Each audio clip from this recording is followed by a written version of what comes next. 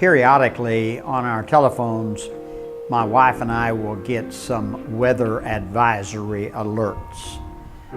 Just last Saturday, we had a weather advisory, and it was a strong wind advisory. And I'll tell you what, it happened. We had some 50-mile-an-hour straight line winds. It was pretty intense and somewhat fierce for a little while. But we had gotten that advisory, that alert on our telephones, and it set out a little alarm, and then it said the headlines there: strong wind advisory. Well, that reminded me of this passage in Acts chapter 2. It says, "And when the day of Pentecost was fully come, they were all with one accord in one place, and suddenly there came a sound from heaven as of a rushing mighty wind, and it filled all the house where they were sitting."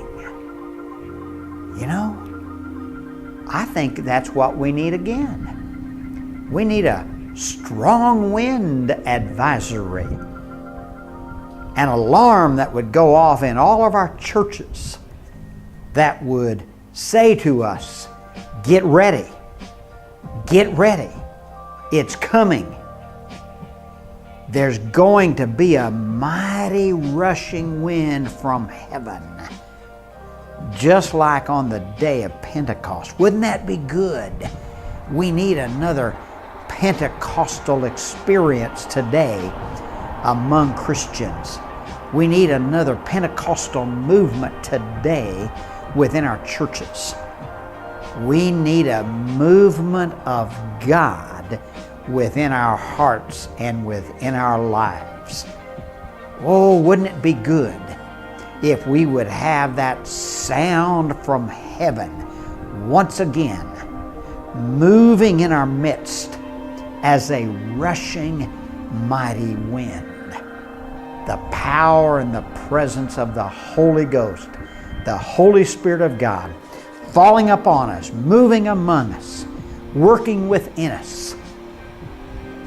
Well, listen, there's a strong wind advisory today.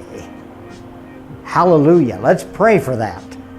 Let's open up our hearts and our minds for the Holy Spirit of God to come from heaven and to move among us like a rushing mighty wind, just like He did on the day of Pentecost. Even so, there's a strong wind advisory. Get ready.